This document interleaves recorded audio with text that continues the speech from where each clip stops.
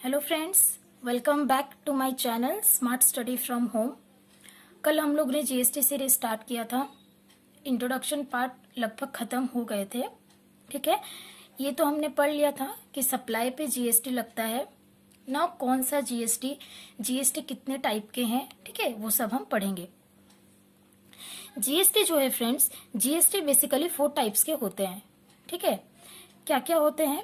CGST, SGST, IGST and UTGST। ठीक है, CGST stands for central GST। ठीक है, central goods and service tax, states goods and service tax, inter state goods and service tax and union territory goods and service tax. ठीक है, now ये जो CGST है ये सब अपने अपने एक्ट के अंदर गवर्न होते हैं। ठीक है, CGST के लिए CGST एक्ट है, SGST के लिए SGST एक्ट है, IGST के लिए IGST एक्ट है एंड UTGST के लिए UTGST एक्ट है। बट बेसिकली हम लोग का जो सिलेबस होता है, हम लोग CGST एक्ट पढ़ेंगे एंड IGST एंड SGST को लिंक करेंगे। बेसिकली मोस्टली सेम ही होता है, जो थोड़े बहुत डिफरेंस होंगे वो हम लोग डिस्कस करेंगे। ठीक है, नाउ अभी CGST, SGST, IGST and UTGST कैसे लगेगा? ठीक है, कैसे लगेगा, कब लगेगा? ठीक है, इसके लिए हमें जानना पड़ेगा कि ट्रेड एंड कॉमर्स कितने टाइप के होते हैं। ठीक है, तो हमारे जो ट्रेड एंड कॉमर्स होते हैं, trade and commerce basically 3 type के होते हैं। ठीक है, इंट्रास्टेट, इंटरस्टेट एंड इंटरनेशनल। ठीक है, इंट्रास्टेट क्या है ना, with in the same state. ठीक है, मैं उड़ीसा से हूँ, मैंने उड़ीसा से परचेज किया, उड़ीसा में ही सेल कर दिया, तो वो है इंट्रास्टेट। या फिर मैं यूनियन टेरिटरी में रहती हूँ। ठीक है, कितने यूनियन टेरिटरीज हैं, कितने स्टेट्स हैं, अभी हम उस पर आएंगे। अगर मैं यूटी में हूँ, यूटी में परचेज किया, यूटी में ही सप्लाई किया, ठीक है, विद इन द स्टेट किया, तो उसको बोलेंगे हम लोग इंट्रा स्टेट। ठीक है, एंड अगर मैं स्टेट में हूँ, ठीक है, तो मैं क्या चार्ज करूंगी? CGST and SGST। ठीक है, लेकिन अगर मैं यूटी में हूँ तो क्या चार्ज करूंगी? CGST and UTGST। ठीक है, बेसिकली फ्रेंड्स क्या है, UTGST जो है ना, ये भी स्टेट टैक्स ही है, but they are not state ना, दे आर यूनियन टेरिटरी। ठीक है, इनका ना अपना लेजिस्लेचर नहीं होता है। ठीक है, तो ये कितने टाइप्स के है, किसका लेजिस्लेचर है, किसको स्टेट मानेंगे, वो मैं आपको थोड़ी देर में बताऊंगी। फिर देखिए इंटरस्टेट। इंटरस्टेट क्या है? एक स्टेट से दूसरे स्टेट में, like I am from Orissa, Orissa में मैंने परचेज किया, सेल कहाँ करूंगी? सपोज कोलकाता, वेस्ट बंगाल में क्या 2 स्टेट हो गए। उड़ीसा से आंध्रा सप्लाई किया, 2 स्टेट हो गए, इसको बोलेंगे इंटरस्टेट। या फिर यूनियन टेरिटरी से अपने स्टेट में भेजा। ठीक है, एक यूटी से दूसरे यूटी में भेजा। सपोज चंडीगढ़ एक यूनियन टेरिटरी है, मैंने चंडीगढ़ से उड़ीसा भेजा। ठीक है, चंडीगढ़ से लद्दाख भेजा। ठीक है, यूटी से यूटी, स्टेट से स्टेट, या फिर स्टेट से यूटी भेजा, उसको बोलेंगे हम लोग इंटरस्टेट। इंटरस्टेट मतलब अलग स्टेट होता है ना, इंटरकास्ट मैरिज, अलग अलग कास्ट में, तो अलग अलग स्टेट में अगर ट्रांजैक्शन होगा उसको बोलेंगे इंटरस्टेट। ठीक है, फिर एक आता है इंटरनेशनल। इंटरनेशनल क्या है? एक कंट्री से दूसरे कंट्री। ठीक है, जीएसटी रेजिमी में अगर हम इंटरनेशनल ट्रांजैक्शन करते हैं तो भी उसको इंटरस्टेट माना जाएगा, एंड इंटरस्टेट सप्लाई में हम क्या लगता है? IGST। ठीक है, IGST लगता है। अब देखिए फ्रेंड्स, ये जो होता है ना IGST जो है ना, ये सेंट्रल गवर्नमेंट का रेवेन्यू है, ये सेंटर को जाता है, बाद में वो डिस्ट्रीब्यूट करता है, वो अलग बात है, बट ये सेंटर का रेवेन्यू होता है। ठीक है, जो CGST है ये भी सेंटर का रेवेन्यू है, जो SGST है ये रेस्पेक्टिव स्टेट्स के रेवेन्यू होते हैं। ठीक है, बट और जो UTGST है ना फ्रेंड्स, ये भी हमारे सेंटर का ही रेवेन्यू है, क्योंकि इनका तो कोई लेजिस्लेचर होता नहीं है, एक्सेप्ट 3 को छोड़ के बाकी 6 हैं, उनका अपना लेजिस्लेचर नहीं होता है, तो उनका जो रेवेन्यू होता है ना, वो एक बार तो यूनियन को ही जाता है, बट यूनियन वो पैसा को जो खर्च करता है ना, वो रिस्पेक्टिव यूटीज के डेवलपमेंट में खर्चा करता है। ठीक है, फॉर एग्जाम्पल अभी अंडमान निकोबार से उसको UTGST मिला, तो गवर्नमेंट क्या करेगा? अंडमान निकोबार के डेवलपमेंट में ही वो पैसा को वो खर्च करेगा। ठीक है, चंडीगढ़ से मिला, चंडीगढ़ के डेवलपमेंट में ही वो पैसा को खर्च करेगा। ठीक है, तो रेवेन्यू जाएगा सेंटर को, बट वो उसी के डेवलपमेंट के लिए खर्चा करेगा, अपने लिए यूज नहीं करेगा। ठीक है, नाउ इंडिया में कितने स्टेट्स हैं, कितने यूटीज हैं, थोड़ा बेसिक्स है, देख लीजिए।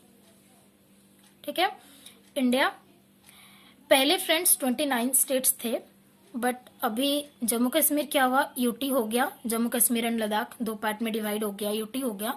तो अभी 28 स्टेट्स हैं, ठीक है। एंड पहले 7 यूनियन टेरिटरीज थे, इंक्लूडिंग 7 थे, बट अभी स्टेट जम्मू कश्मीर डिवाइड हो गया, तो अभी क्या हो गया, 7 + 2 9 हो गए, ठीक है। लेकिन out of these 9 union territories 3 UT ऐसे हैं जिनका अपना स्टेट लेजिस्लेचर है, मतलब जिनके खुद के रेगुलेशन है, ठीक है, जिसके खुद के लॉज हैं, जिनके यहाँ सीएम अपॉइंटेड है, ठीक है। जम्मू कश्मीर में उनका सीएम नहीं है क्या? दिल्ली में सीएम नहीं है क्या? पुदुचेरी में सीएम नहीं है क्या? उनका अपना स्टेट लेजिस्लेचर है, उनका अपना सीएम है। 1 सेकेंड, ठीक है। तो क्या हुआ, अपना सीएम है, तो वो लोग को जीएसटी रेजिमे में उनको स्टेट माना गया है, ठीक है। एंड वो लोग एसटी चार्ज करेंगे, यूटी जीएसटी चार्ज नहीं करेंगे, ठीक है। तो जो 9 है, 9 ये हमारे होते हैं यूनियन टेरिटरीज। इसमें से दिल्ली, पुदुचेरी एंड लद्दाख, ये 3 चीज को स्टेट माना गया है for the purpose of GST, क्योंकि उनके अपने लेजिस्लेचर हैं, यूटी विथ लेजिस्लेचर।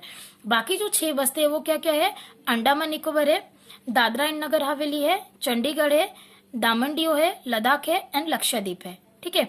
ये जो बाकी 6 यूटी बचे, ये लोग यूटी जीएसटी चार्ज करेंगे, ठीक है। समझ में आया? नाउ अभी क्या हो गया हमारे पास, 28 + दिस 3 31 स्टेट हो गए, 31 हमारे स्टेट हो गए एंड 6 यूनियन टेरिटरीज हो गए, ठीक है। तो अगर हम ये 6 जगह पे सप्लाई करते हैं, 6 जगह से सप्लाई करते हैं फ्रॉम दिस 6 प्लेस और विद इन दिस 6 प्लेस, तो हम लोग क्या करेंगे, सीजीएसटी प्लस यूटीजीएसटी चार्ज करेंगे, और बाकी 31 जो बचा उसमें हम लोग सीजीएसटी प्लस एसजीएसटी चार्ज करेंगे, ठीक है। कल किसी का एक डाउट था, one of my friend has called me and told कि जो डेस्टिनेशन वाला था ना, मैंने ओडिशा से कोलकाता सप्लाई किया तो revenue will go to Kolkata government, West Bengal की। तो ही सेड कि उसमें तो आईजीएसटी लगेगा, सो वो सेंटर का रेवेन्यू होना चाहिए। Okay, so I am going to clear that, ठीक है। देखिए आईजीएसटी क्यों लगा, ठीक है। जीएसटी तो आया था कि 50-50, सेंटर का 50% प्रॉफिट एंड स्टेट का 50%। तो आईजीएसटी क्यों आया, सेंटर को रेवेन्यू क्यों गया? देखिए, इंटर स्टेट सप्लाई के लिए बेसिकली, ठीक है। Let me explain.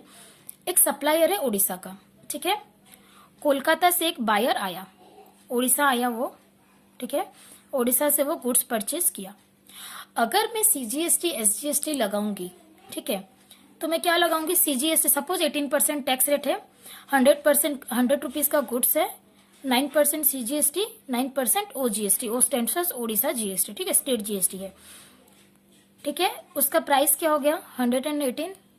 Supply, buyer पे किया, सप्लायर उसको सप्लाई किया, बायर चला गया कोलकाता, ठीक है। नाउ अगर वो बायर कंज्यूम कर रहा है then it's fine, no problem, उसको आईटीसी लेना ही नहीं है, क्रेडिट लेना ही नहीं है, उड़ीसा गवर्नमेंट को रेवेन्यू मिल गया, ठीक है। लेकिन जब वो कोलकाता वाला अगर सप्लाई करता है, अगर वो सप्लाई करेगा, वो क्या चार्ज करेगा, सीजीएसटी प्लस एसजीएसटी चार्ज करेगा ना फ्रेंड्स, ठीक है। तब कोलकाता गवर्नमेंट, वेस्ट बंगाल गवर्नमेंट क्या करता था, ये जो ओजीएसटी है ना, इसका क्रेडिट नहीं देता था। आपने तो पे किया है उड़ीसा गवर्नमेंट को, how can I give credit to you, वो नहीं देता था, ठीक है। इसके लिए लाया गया आईजीएसटी, ठीक है, because same problems was lies in CST and VAT also, ठीक है। हम लोग परचेज के टाइम सीएसटी दे करके आते थे, अपने स्टेट में जब सप्लाई करेंगे तो वैट लगता था और वैट को सीएसटी का क्रेडिट नहीं मिलता था, तो सेम प्रॉब्लम हो जाता है ना फ्रेंड्स दोनों ही केस में, इसीलिए लाया गया आईजीएसटी, ठीक है। अभी क्या होगा, नाउ अभी वो 100 रुपीज पे क्या करेगा, 18% का आईजीएसटी चार्ज करेगा। आईजीएसटी बेसिकली इंटीग्रेट होता है सीजीएसटी एंड ओजीएसटी का, ठीक है। पहले 9% आईजीएसटी लेगा तो क्या लेगा, 18%, ठीक है। 118 चार्ज किया। नाउ आईजीएसटी से क्या होगा, ये रेवेन्यू चला गया सेंटर को, ठीक है। सेंटर क्या करेगा, 50% खुद रखेगा, ठीक है। एंड बाकी जो 50% है ना, ये कोलकाता वेस्ट बंगाल गवर्नमेंट को दे देगा, ठीक है। नाउ डेस्टिनेशन गवर्नमेंट को देगा, जो डेस्टिनेशन जो कंज्यूमर है, बिकॉज ना देखो कौन से स्टेट का डेवलपमेंट होना चाहिए जहाँ पे कंज्यूमर ज्यादा है, जो इसीलिए जहाँ जोन से स्टेट का कंज्यूमर कंज्यूम करेगा ना, जहाँ के कंज्यूमर होंगे रेवेन्यू उसको जाएगा। यहाँ पे कंज्यूमर कहाँ का है, कोलकाता का है, तो कोलकाता गवर्नमेंट को पैसा जाएगा। स्टेट सेंटर क्या करेगा, 50% कोलकाता गवर्नमेंट को दे देगा, ठीक है। अगर वो बायर कंज्यूम कर रहा है then it's fine, Kolkata government का प्रॉफिट है, रेवेन्यू है। अगर वो फर्दर सप्लाई करेगा तो कोलकाता गवर्नमेंट को भी कोई ऑब्जेक्शन नहीं होगा उसको क्रेडिट देने में, बिकॉज इनकम उसी को जा रहा है, तो वो अभी क्रेडिट देने के लिए राजी हो जाएगा, ठीक है। सो एंड दिस, ये जो मॉडल है ना फ्रेंड्स, इसी को बोलते हैं डुअल मॉडल ऑफ जीएसटी, ठीक है। सिंगल मॉडल इंडिया में अडॉप्ट नहीं हुआ, डुअल मॉडल हुआ ताकि स्टेट एंड सेंटर दोनों को हाफ हाफ प्रॉफिट जाए। एंड पहले ये जो ओडिशा में लगता था ना, पहले ऐसे होता था सीएसटी एंड वेट में, इसको बोलते थे ओरिजिन बेस्ड, जहां से सप्लाई हुआ वो गवर्नमेंट को रेवेन्यू जाएगा। बट अभी जो आ गया ना, अभी आ गया डेस्टिनेशन बेस्ड, ठीक है। जहां के कस्टमर है उस गवर्नमेंट को पैसा जाएगा थ्रू सेंटर, ठीक है। सेंटर बोला मेरे को दे दो एंड मैं जिसको देना है मैं दे दूंगा, वो कोलकाता गवर्नमेंट को, डेस्टिनेशन गवर्नमेंट को वो डिस्ट्रीब्यूट कर देगा, ठीक है। क्लियर है ये चीज? अगर कुछ डाउट हो देन अगेन कमेंट कीजिएगा। ओके फ्रेंड्स, अभी देखिए एक आर्टिकल है, आर्टिकल 271, ठीक है। आर्टिकल 271 बोलता है, दो छोटे छोटे आर्टिकल है उसके बारे में पढ़ेंगे। ये बोलता है कि जो सेंट्रल गवर्नमेंट है ना वो सेस चार्ज नहीं कर सकता है, ठीक है। क्योंकि देखिए जीएसटी में क्या हुआ, जीएसटी आने से ये अग्रीमेंट हुआ कि सेंटर एंड स्टेट अपना रेवेन्यू हाफ हाफ करेंगे, ठीक है। सेंटर आधा रेवेन्यू स्टेट को देगा। पहले क्या होता था, जब सर्विस टैक्स था ना, तो सर्विस टैक्स पे सेंटर क्या करता था, कृषि कल्याण सेस लेता था, स्वच्छ भारत सेस लेता था। गवर्नमेंट अपना रेवेन्यू ना स्टेट्स को देता है। कोई फ्लड आ गया, ड्रॉट हुआ, तो क्या वो लोग पैसा कहाँ से लाएंगे, खर्चा कैसे करेंगे? उस केस पे फाइनेंस कमीशन के डायरेक्शन पे ना गवर्नमेंट क्या करता है, सेंटर क्या करता है, स्टेट को पैसा देता है। लेकिन वो सेस अमाउंट का पैसा नहीं देता था, ठीक है। सेस का पैसा गवर्नमेंट नहीं देता था, ओनली टैक्स का पैसा देता था।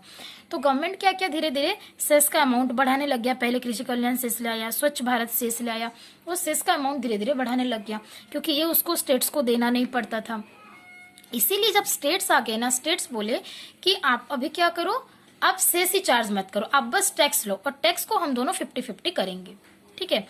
तो अभी क्या हुआ, हमारा सेंट्रल गवर्नमेंट का रेवेन्यू क्या है, जो सीजीएसटी उसको जा रहा है प्लस आईजीएसटी का 50%, एंड स्टेट गवर्नमेंट का रेवेन्यू क्या है, जो उसको एसजीएसटी जा रहा है प्लस आईजीएसटी का 50%, या फिर यूटीजीएसटी एंड आईजीएसटी का 50% यूनियन टेरिटरीज के लिए रेवेन्यू उनका उतना ही है, ठीक है।